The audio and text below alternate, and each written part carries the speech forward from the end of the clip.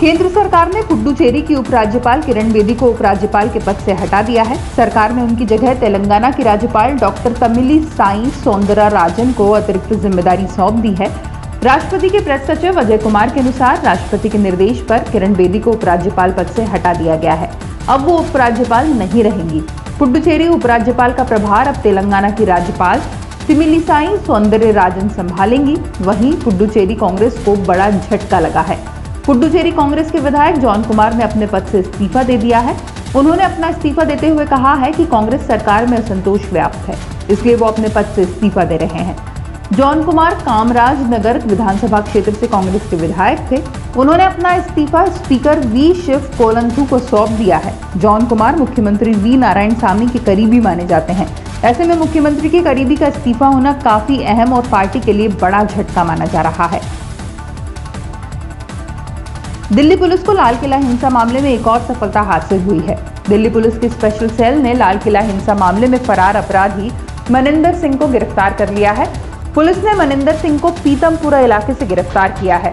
Police ने मनिंदर के स्वरूप नगर घर से 2 तलवारें भी बरामद की हैं। दिल्ली पुलिस ने अब मनिंदर सिंह से पूछताछ कर ली है। बता दें कि मनिंदर सिंह वही है जिसने लाल किले पर तलवारें लहराई थी।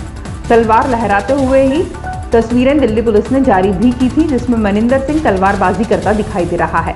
मनिंदर सिंह को गिरफ्तार करने के बाद दिल्ली पुलिस ने कहा है कि लाल किला हिंसा मामले में अन्य आरोपियों को भी जल्द ही गिरफ्तार कर लिया जाएगा। बता दें कि मामले में इससे पहले पुलिस ने हिंसा का मुख्य आरोपी दीप सिद्धू को गिरफ्तार कर लिया था। दीप सिद्धू ने पुलिस की पूछताछ में कई खुलासे किए हैं।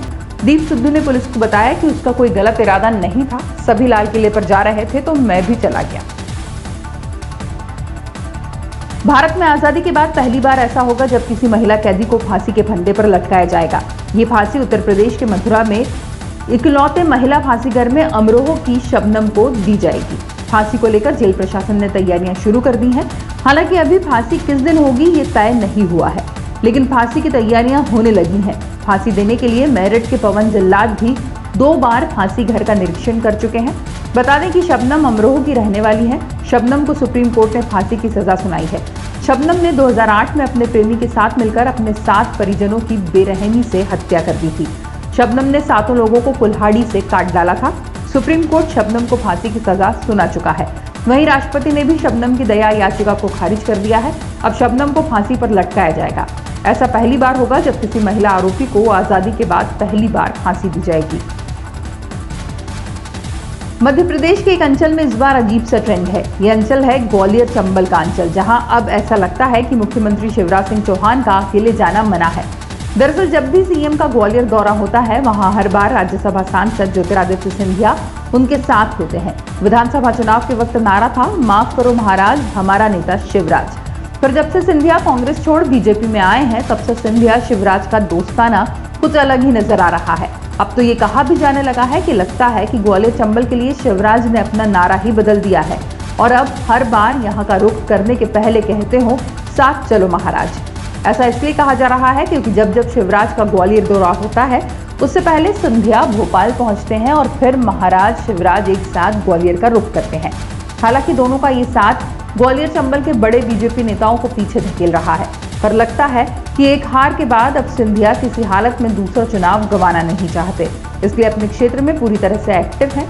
इसमें जब सीएम का साथ मिल जाता है तो लोगों को सिंधिया के विकास की बातों पर यकीन पुख्ता हो ही जाता है। पंजाब में आज 7 नगर निगम और 109 नगर निकाय नगर पंचायत के लिए मतगणना की गई, जिसमें कांग्रेस ने बीजेपी को बुरी तरह से पछाड़ते हुए 6 नगर निगमों पर कांग्रेस ने कब्जा जमाया। कांग्रेस ने कपूरथला, पठानकोट, बठिंडा, होशियारपुर, मोगा और अबरोह में जीत दर्ज की और बाटला में भी जीत दर्ज की। वहीं बीजेपी को पंजाब निकाय चुनाव में अब तक का सबसे बड़ा झटका लगा है। सबसे बड़ी बात यह है कि निकाय चुनाव में बीजेपी सांसद सनी देओल की लोकसभा क्षेत्र गुरदासपुर में बीजेपी को बुरी हार का सामना करना पड़ा। बीजेपी को यहां 29 सीटों का नुकसान हुआ है। वहीं कांग्रेस ने सभी सीटों पर कब्जा किया है। ठीक उसी तरह मोगा नगर निगम में 50 वार्डों में से कांग्रेस ने 20 सीटों पर कब्जा जमाया है, जबकि अकाली दल को 15 और बीजेपी ने महज 1 सीट पर जीत दर्ज की है। बठिंडा में बीजेपी अपना खाता भी नहीं खोल पाई है, जबकि यहां बहुजन समाज पार्टी ने 1 सीट पर जीत दर्ज की है। किसान आंदोलन के बीच पंजाब निकाय चुनाव के नतीजे राजनीतिक ढंग से काफी अहम माने जा रहे हैं, क्योंकि किसान आंदोलन में पंजाब हरियाणा के किसान लामबंद है। आज राज्य के 2302 वार्ड, 8 नगर निगम, 109 नगर परिषद और नगर पंचायतों के लिए 14 फरवरी को चुनाव हुए। दिल्ली की सीमाओं पर कृषि कानूनों का विरोध कर रहे किसान नेताओं को निशाना बनाने के लिए खालिस्तान कमांडो फोर्स द्वारा एक साजिश रची गई है। केंद्रीय खुफिया एजेंसी आतंकी संगठन KCF की ऐसी कोशिशों पर नजर रख रही है।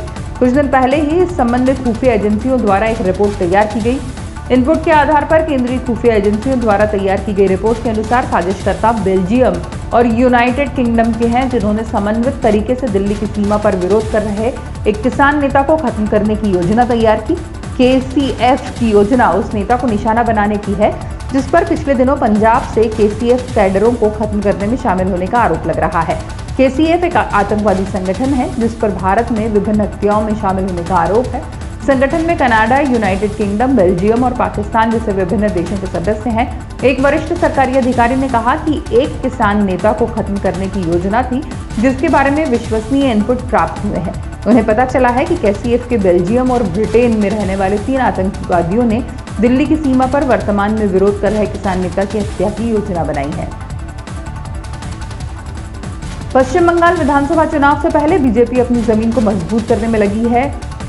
इसी कड़ी में बंगाली अभिनेता यश दासगुप्ता ने बीजेपी का दामन थाम लिया है। बुधवार को बीजेपी के बंगाल प्रभारी और राष्ट्रीय महासचिव कैलाश विजयवर्गीय ने यश को पार्टी की सदस्यता ग्रहण कराई।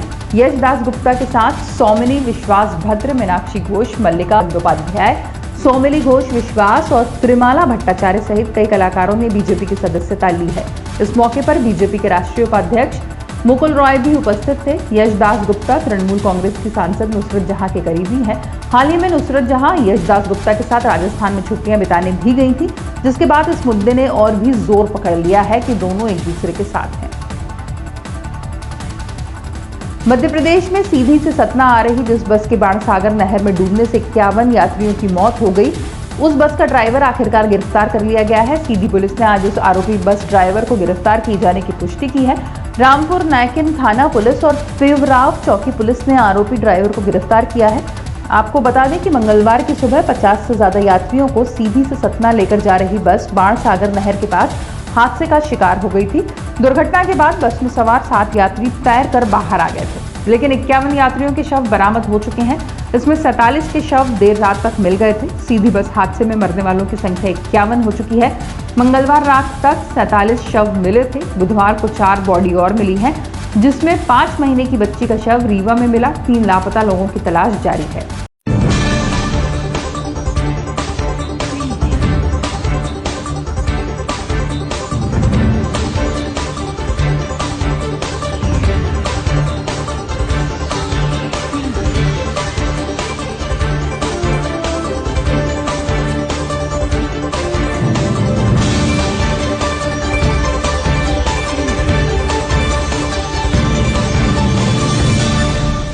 हमारे चैनल को लाइक और सब्सक्राइब ज़रूर करें। अधिक जानकारी के लिए लाइव इंडिया ऐप को गूगल प्ले स्टोर से डाउनलोड करें।